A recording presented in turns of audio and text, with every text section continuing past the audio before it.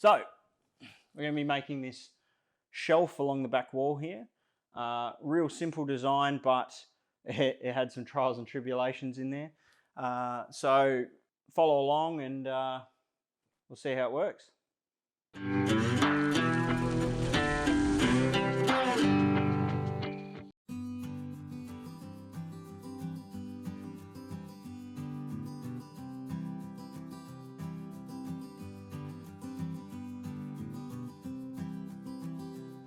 So I headed down to the local scrapyard and picked up a few nice pieces of various hardwoods, which we're going to rip down and hopefully get some nice straight boards out of. As you can see, they're quite shabby, quite old and used, a lot of nail holes, and later you'll see that I actually found some nails as I was going through this process. So without a thicknesser, jointer, we're using the table saw to more or less create a face. And here you go, you can see me trying to get a few little nails out of the bottom of that. So now we'll rip one of the wider boards down and we'll use 2 passes, and this is with hope of finding the top panels, the piece you actually see within this wood. A bit of a spoiler alert, we ended up finding out that it is a rather light colour shade when compared to the rest of the piece of timber, but we did end up using some of it. And let's just finish out cutting these pieces to size using our table saw to do that. It's quite a messy affair. Spent hours and hours getting them to this point, but it's all worth it in the end. This is a technique I learned off of a TikTok, I think, just using a rubber gym mat, and it stops the vibrations when using your sander. Speaking of sanding, we're going to hit it with the Rotex mode on the Makita sander, and hopefully this will knock the majority of the remaining kind of curves and bumps and stuff like that out, and also start to give us an understanding of what our finished top is going to look like. You can see there are a few of those nail holes sticking through.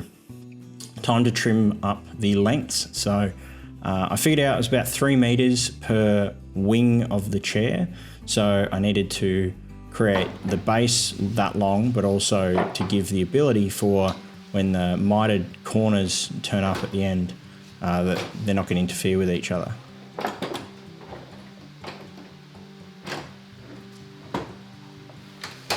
Love that flip top action. So using the miter saw, we're now going to cut some of the uprights out.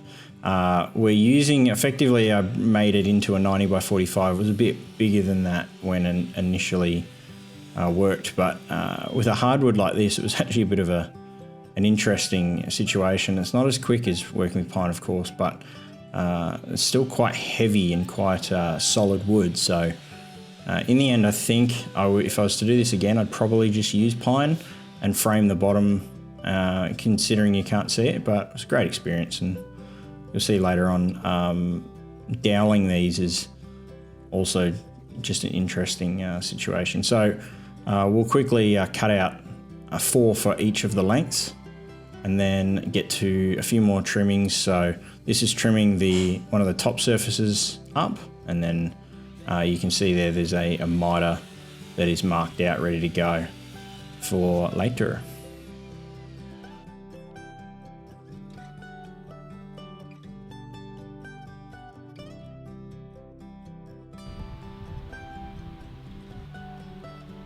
So we'll cut a 45-degree miter on both of the top boards, and this has their meet in the back corner. My chair is a 90-degree couch, so this will wrap around the back corner, but it also obviously provides a nice aesthetic that those 2 boards are meeting in the middle. They weren't perfect when matched up, but they'll do.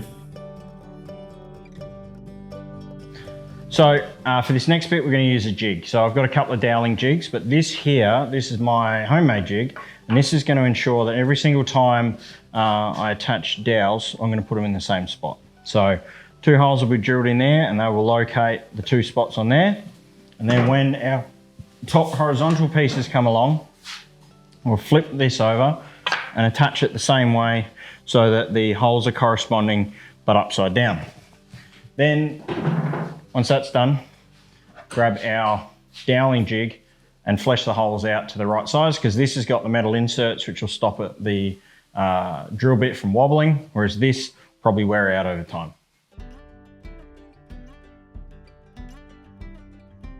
So this jig worked quite a treat. The only problem I suppose I found later on was that it's probably quicker just to hit everything with the jig and then hit everything with the final width for the drill bit on those dowels. So they ended up being 8mm dowels, so 8mm drill bit. I found out a bit later on that it was actually probably preferable to just use a drill bit and kind of wing it. I didn't have too many twisted dowels, so this wasn't so much a problem. Dowels can be forgiving.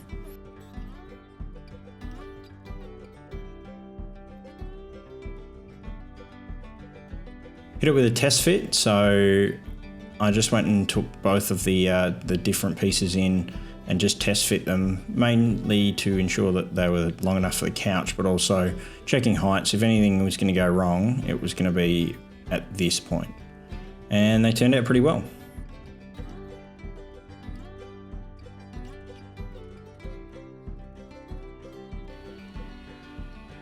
So grabbing the old router and throwing the trusty 1/2 inch roundover bit, we're going to round over all the corners. This just gives it that nice soft aesthetic, and we're also looking to just avoid, from a longer term perspective, we're trying to avoid splinters, and this piece will have to be moved at times, so you don't really want these to be harsh edges that can chip and so on.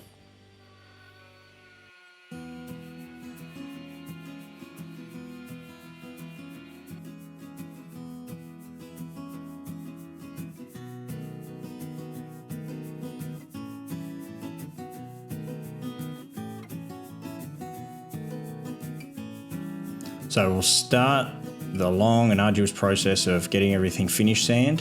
So typically when I do this, I'll hit it with 80 and then 120 grit, but I won't go to 240 at this stage. So until everything's properly rounded over, edge profiles have been given, and it's really kind of, even sometimes just post the glue up, I won't go any higher than 120.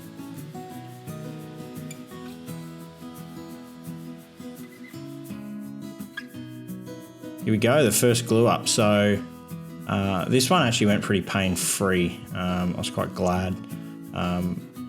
As I said before, it was going to be a bit of a hassle when it came to using recycled timber, because they tend to have twists and bows and so on in it, and without having some of the more larger machinery, it's hard to get those out reliably. So I was quite happy with that. As you can see, a few ratchet straps and other kind of less conventional methods used to try and take any twists and bows out as I went along.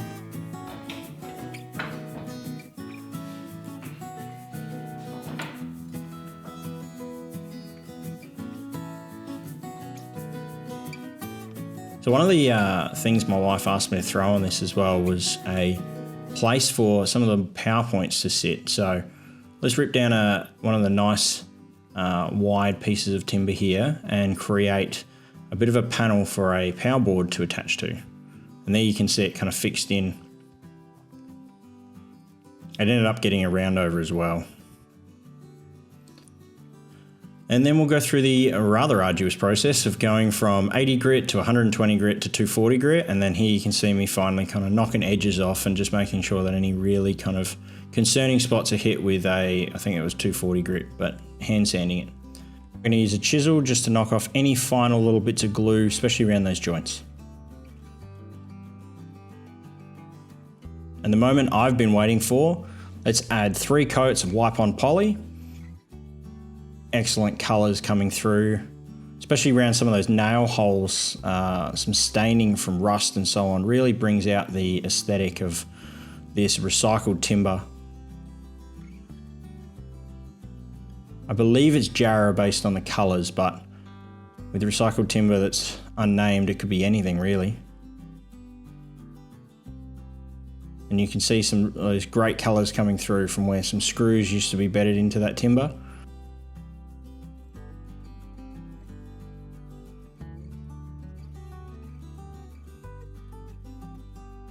Of course, let's finish it out with throwing the stamp on there. You see in a sec, the stamp tends to It looks so great just straight off the wood, but a bit of sanding and a couple of coats of wipe-on poly and it comes up a treat.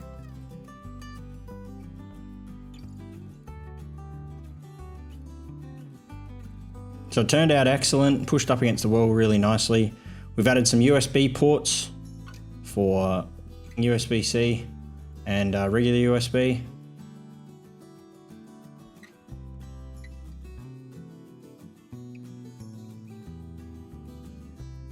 Can't forget your PlayStation gear as well.